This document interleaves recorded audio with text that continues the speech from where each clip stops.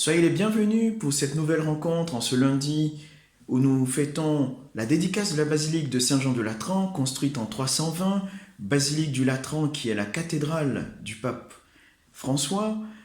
Et à travers cette célébration, nous rendons grâce pour toutes les cathédrales à travers le monde entier, puisque la cathédrale Saint-Jean du Latran est la cathédrale des cathédrales.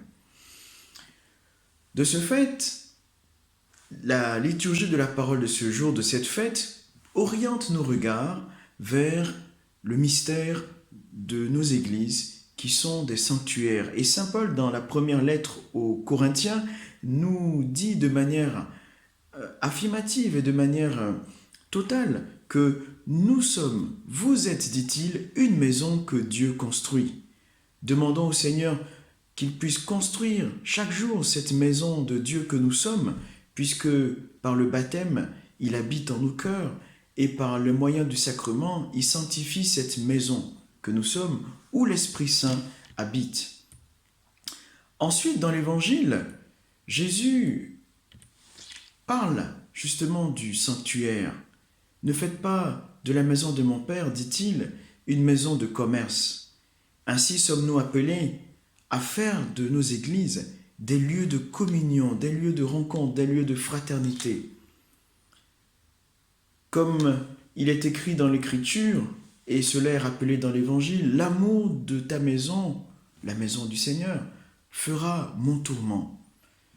Puisse l'amour de nos églises nous habiter, puisqu'à travers ces lieux, c'est Dieu lui-même que nous allons rencontrer, Dieu lui-même que nous allons visiter, adorer et prier. Ce sanctuaire, Jésus rappelle enfin que c'est son corps. Il est lui-même le sanctuaire. Rendons grâce au Seigneur qui, pour nous, se fait sanctuaire, qui, pour nous, se fait le lieu où nous pouvons, partout, dans nos maisons, dans notre cœur, trouver sa présence. Poursuivons notre méditation sur l'encyclique Fratelli Tutti du pape François. Nous sommes arrivés donc au paragraphe 13 de cette belle encyclique. Et aujourd'hui, le pape met l'accent sur la perte de la conscience historique qui frappe notre époque. Il rappelle que cela est un danger et que on observe justement, dit-il, la pénétration culturelle d'une sorte de déconstructionnisme. Ce déconstructionnisme, le pape va l'expliquer, dans le sens où la liberté humaine prétend tout construire à partir de zéro. En quelque sorte, on veut nier l'histoire et construire une histoire à partir de l'aujourd'hui. Le pape va en montrer les limites, puisque, dit-il, elle ne laisse subsister cette démarche que la nécessité de consommer sans limite et l'exacerbation de nombreuses formes d'individualisme dénuées de contenu. Individualisme, consommation sans limite. Voilà les deux dangers de cette forme de perte de la conscience historique. Le pape va rappeler aussi des éléments qu'il avait déjà abordés, notamment auprès des jeunes. Dans ce sens, j'ai donné, dit-il, aux jeunes ce conseil: si quelqu'un vous fait une proposition et vous dit d'ignorer l'histoire, de ne pas reconnaître l'expérience des aînés, de mépriser le passé et de regarder seulement vers l'avenir qu'il vous propose, n'est-ce pas une manière, dit-il, le pape François, facile de vous piéger avec sa proposition afin que vous fassiez seulement ce qu'il vous dit? Cette personne vous veut vide, déraciné, méfiant de tout, pour que vous ne fassiez assez confiance qu'à ses promesses et que vous vous soumettiez à ses projets. C'est ainsi, conclut-il, que fonctionnent les idéologies de toutes les couleurs qui les détruisent ou déconstruisent. Pour cela, elles ont besoin de jeunes qui méprisent l'histoire, qui rejettent la richesse spirituelle et humaine qui a été transmise au cours de générations, qui ignorent tout ce qui les a précédés.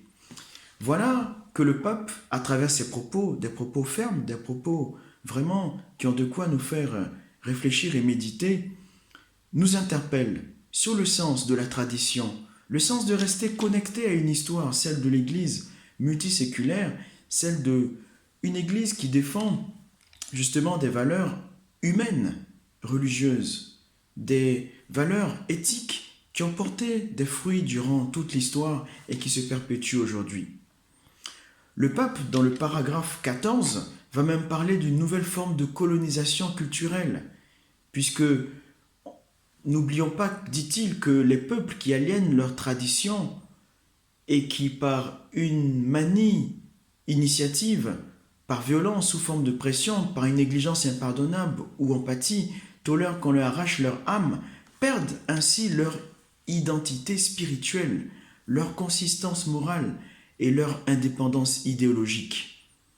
En voilà les dangers de ce qu'une perte de conscience historique peut causer. Ainsi, en famille, en société, en église, sommes appelés à garder en mémoire notre histoire, nos traditions et nos valeurs. Profitons de cette journée pour méditer donc ces paragraphes 13 et 14 où le pape nous a recentrés sur l'importance de la conscience historique.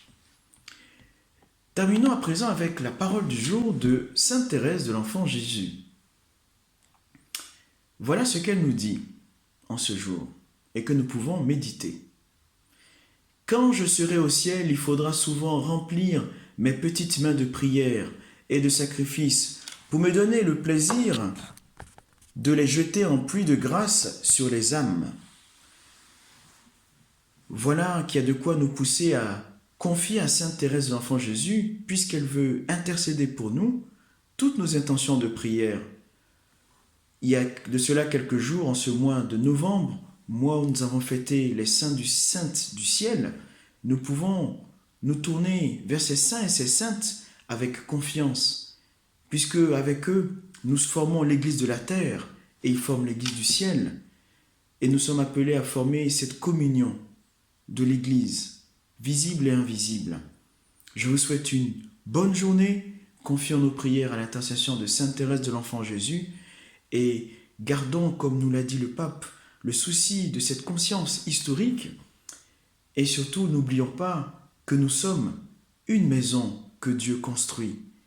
En ce jour, rendons grâce pour la basilique Saint-Jean du Latran et prions pour notre pape François. Bonne journée, à bientôt.